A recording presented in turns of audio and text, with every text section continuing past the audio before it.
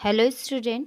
आज की इस वीडियो लेसन में हम पढ़ने जा रहे हैं आईएएससी 11th व 12th की पाठ्य पुस्तक गद्य संकलन से लिया गया पाठ 3। इस पाठ का नाम है शरणागत और इस पाठ के लेखक हैं श्री वृंदावन लाल वर्मा। हमने दूसरी वीडियो लेसन में पढ़ा था कि रज्जब की जो पत्नी होती है उसको बहुत तेज बुखार आ जाता है। इसके कारण वह पैदल यात्रा नहीं कर पाती। तो रज्जब सोचता है कि हमें एक गाड़ी किराए पे कर लेनी चाहिए। अब जैसे वो गाड़ी किराए पे भी करता है, लेकिन उसकी पत्नी को और तेज कपकपी चलने लगती है। वो सोचता है कि गाड़ी खुली हुई है, अगर उसकी पत्नी को हवा लगेगी तो और ज़्यादा तेज बुखार आ सकती है।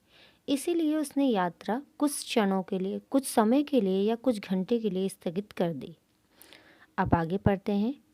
1.5 घंटे बाद उसकी कपकपी बंद हो गई। यानी उसकी पत्नी की 1.5 घंटे बाद कपकपी बंद हो गई, परंतु बुखार बहुत तेज हो गया। यानी बुखार और भी तेज हो गया। रज्जब ने अपनी पत्नी को गाड़ी में डाल दिया और गाड़ीवान से जल्दी चलने को कहा। गाड़ीवान बोला, दिन भर तो यहीं लगा दिया, अब जल्दी चलने को कह रहे हो? रज्जब ने मिठास के स्वर से उसे फिर जल्दी चलने के लिए कहा। वह बोला, इतने किराए में काम नहीं चल सकता है। अपना रुपया वापस लो, मैं घर जाता हूँ। रज्जब ने दांत पीसे, यानी उसे गुस्सा आने लगा। कुछ क्षण चुप रहा, सचेत होकर कहने लगा, भाई, आफत सबके ऊपर आती है। मनुष्य को सहारा देता है, जानवर तो नहीं देता। तुम्हारे भी बाल बच्चे हैं, कुछ दया के साथ काम लो। कसाई को दया पर व्याख्या देते हुए सुना तो गाड़ीवान को हंसी आ गई। गाड़ीवान को इसलिए हंसी आई क्योंकि कसाई जो रज्जब था वो अपना कार्य कसाई का करता था और उसमें वो दया नहीं करता था, और दया पर वो इस तरह से व्याख्या कर रहा था। वो सुनकर गाड़ीवान को हंसी आ जाती है। उसको टस से मस न होता देखकर रज्जब ने और पैसे दिए। तब उसने गाड़ी हाँकी। 5-6 मील चलने के बाद संध्या हो गई। यानी 5-6 मील चलने के बाद में शाम हो गई। गांव कोई पास न था। रज्जब की गाड़ी धीरे धीरे चल रही थी। उसकी पत्नी बुखार में बेहोश सी पड़ी हुई थी। रज्जब ने अपनी कमर टटोली, रकम सुरक्षित बंधी पड़ी थी। रज्जब को स्मरण हो आया कि पत्नी के बुखार के कारण अंटी अंटी शब्द का अर्थ होता है जेब का कुछ बोझ कम कर देना पड़ा। यानी उन पैसों में से कुछ पैसे कम हो गए, इसके कारण उसकी जेब का जो वजन था पैसों का वो कुछ कम हो गया। और स्मरण हो आया गाड़ीवान का वह एक हट जिसके कारण उसको कुछ पैसे व्यर्थ में ही देने पड़े थे। उसे गाड़ीवान पर क्रोध था, परंतु उसको प्रकट करने की उस समय उसके मन में इच्छा न थी। बातचीत करके रास्ता काटने का काम और उसने वार्तालाप आरंभ कर दी। यानी बातचीत करके रास्ता काटने की कामना से उसने वार्तालाप आरंभ कर दी, यानी बातचीत आरंभ कर दी। गांव तो यहाँ से दूर मिलेगा, बहुत दूर है, वहीं ठहरेंगे। किसके यहाँ? किसके यहाँ? किसके यहाँ भी नहीं, पेड़ के नीचे। कल सवेरे ललितपुर चलेंगे। रज्जब बोलता है, कल से फिर पैसे मांग उठना। गाड़ीवान बोलता है, कैसे मांगूंगा, किराया ले चुका हूँ, अब फिर कैसे मांगूंगा।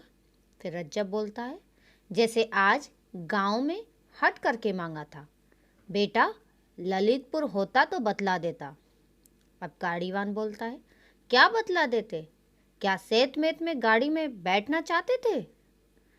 फिर यहाँ पर रज्जब बोलते, क्या बे, क्या रुपए देकर भी सेत मेत में कब बैठना कहते हो? जानते हैं, मेरा नाम रज्जब है। अगर बीच में गड़बड़ करेगा तो साले को यहीं छुरी से काट कर फेंक दूंगा और गाड़ी लेकर ललितपुर पहुंच जाऊंगा। रज्जब क्रोध को प्रकट नहीं करना चाहता था, परंतु शायद अकारण ही वह भलीभांति प्रकट हो गया। गाड़ीवान ने इधर उधर देखा।